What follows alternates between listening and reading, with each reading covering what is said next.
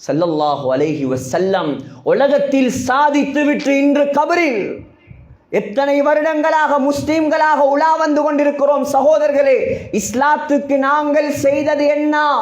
அல்லாஹ்வுக்கு நாங்கள் செய்தது என்ன? இன்று நாங்கள் கண்ணை மூடி கபருக்குள் படுத்தால் யோசித்து பாருங்கள், எங்களால் உருவாகிய பள்ளிகள் எத்தனை, எங்களால் உருவாகிய மதரசாக்கள் எத்தனை, எங்களால் உருவாகிய தொழுகையாளிகள் எத்தனை, எங்களால் பாவத்தை விட்டவன் எத்தனை, எங்களால் பள்ளிவாசல்களை ஹயாத்தாக்கியவர்கள் எத்தனை. இந்த லிஸ்ட் உங்களிடம் இருந்தால் நீங்கள் நிம்மதியாக கபரில் தூங்கலாம், நிம்மதியாக தூங்கலாம். நீங்கள் உலகத்தை தேட வேண்டும் என்ற எந்த தேவையும் இல்லை. அல்லாஹ்வை தேடுவோம் வாழ்வதற்கு முன்னால். மௌத்தாகினார்கள் ஸல்லல்லாஹு அலைஹி வஸல்லம். புகாரியில் வருகிறது, அனஸ் ரலியல்லாஹு அன் அடக்கிவிட்டு வருகிறார்கள். ஃபாத்திமா ரலியல்லாஹு அன்ஹா கேட்டாராம், அத்தாபத் அன்ஃபுசுக்கும் அன் தஹ்சு அலா ரசூலில்லாஹி துராப். ஏ அனஸே, என்னுடைய வாப்பாவுக்கு மேல மண்ணை போடுவதற்கு உனக்கு எப்படி மனசு வந்தது? 10 வருடம் கிதுமத் செய்தவரை பார்த்து கேட்ட கேள்வி. வாயடைத்து நின்றார் அனஸ் ரலியல்லாஹு அன்ஹு. அலி ரலியல்லாஹு அன்ஹு சொல்றாங்க, எல்லாரும் போனதுக்கு பின்னால் என்னுடைய மனைவி தகப்பனுடைய கபரடியில் போனார். ஒரு பிடி மண்ணை அள்ளி பார்த்தா அந்த மண்ணிலிருந்து கஸ்தூரி வாசம் அடிக்குதான். சொன்னார், மாதா அலா மன் ஷம்ம துர்பத அஹ்மதா அல்லா யஷும்ம மத ஸமானி வவாலியா. யார் என்னுடைய வாப்பாவுடைய கபரு மண்ணை மோந்து பார்க்கிறானோ அவன் கியாமத் நாள் வரைக்கும் வேற எந்த வாசத்தை மோர தேவையில்லை. ஏன்? கஸ்தூரி வாசம் அடிக்குது. உலகத்தில் சாதித்து விட்டு மௌத்தானவர். சுப்பத் அலைய மசாயிபு, இந்த வாப்பா மௌத்தாகியதால் எனக்கு வந்த கஷ்டம். லவ் அன்னஹா சுப்பத் அலல் ஐயாமி உதுன லயாலியா. எனக்கு வந்த கஷ்டத்தை பகலுக்கு கொடுத்தால் பகலெல்லாம் இரவாக மாறும்.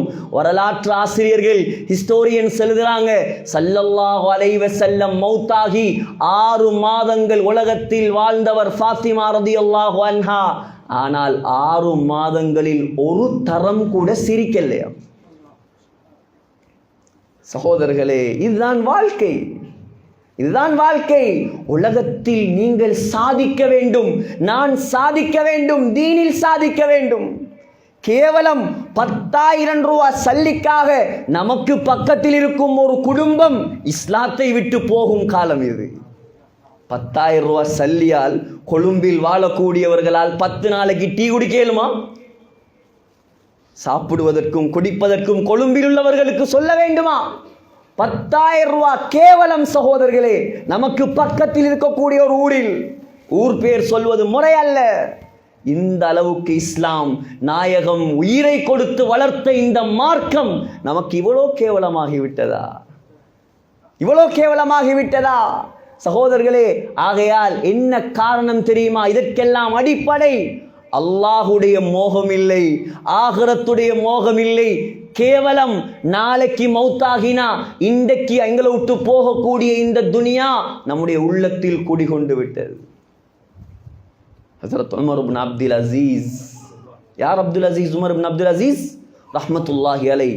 சஹீஹுல் புகாரில இமாம் புகாரி கிதாபுல் இல்மில் எழுதுறாங்க, இந்த உலகத்தில் நமக்கு தெரியும் இமாம் புகாரிய, இமாம் முஸ்லிம, இமாம் திர்மிதி, இப்னு மாஜா, நசாயி, அபூ தாவூத், இவர்கள் ஹதீஸ் கலை வல்லுநர்கள். ஆனால் உலகத்தில் முதலாக ஹதீஸை தொகுத்தவர் யார்? இப்னு ஷிஹாப் அஸ்-ஸுஹ்ரி ரஹ்மத்துல்லாஹி அலைஹிக்கு உமர் இப்னு அப்துல் அசீஸ் தான் கட்டளை போட்டார், நீங்கள் ஹதீஸ்களை தொகுங்கள். அமரனா உமர் இப்னு அப்துல் அசீஸ் பிஜம்இ சுனன். இப்னு ஷிஹாப் அஸ்-ஸுஹ்ரி முதலாக ஹதீஸை தொகுத்தார். சொல்றார், ஃபகதப்னாஹா தஃப்தரன் தஃப்தரன், ஏடு ஏடாக ஹதீஸ்களை நாங்கள் தொகுத்தோம். உமர் ரலியல்லாஹு அன்ஹுடைய பேத்தியின் மகன் உமர் இப்னு அப்துல் அசீஸ் ரஹிமஹுல்லாஹ். சகோதரர்களே, அது மாத்திரமா 33 உஸ்தாதுகளிடம் படித்தவர். அதில் 8 பேர் பெரும் சஹாபாக்கள், 25 பேர் தாபிஈன்கள். சஹாபாக்களுக்கு இமாமத் செய்தவர், சஹாபாக்களுக்கு இமாமத் செய்தவர்.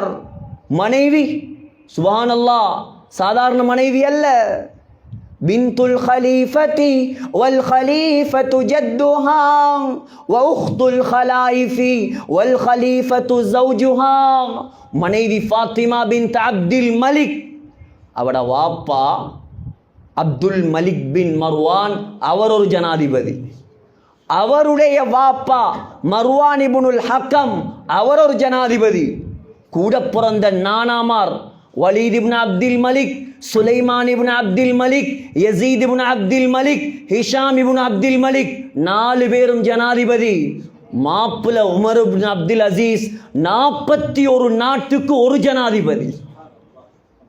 பெருநாள் தினம் சகோதரர்களே, பொம்பளை பிள்ளைகள் வந்து சொல்லுது, வாப்பா நாளைக்கு பெருநாள், கதன் அல் ஈத் வலைஸ இந்தனா சியாபுன் ஜதீதத்துன் நல்பஸுஹா.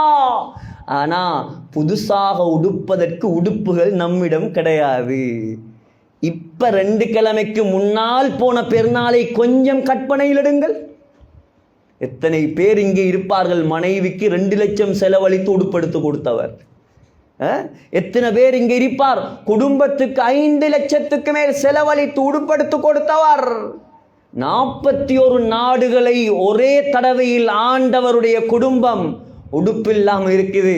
வாப்பா சொல்லல, ராவகி போய் எடுத்தாரேன், சொன்னாராம், யா பனாதி, ஏ என்னுடைய அருமை பிள்ளைகளே, லைஸல் ஈது லிமன் லபிஸல் ஜதீத் வலக்கின்னல் ஈத லிமன் காஃப யௌமல் வஈத்.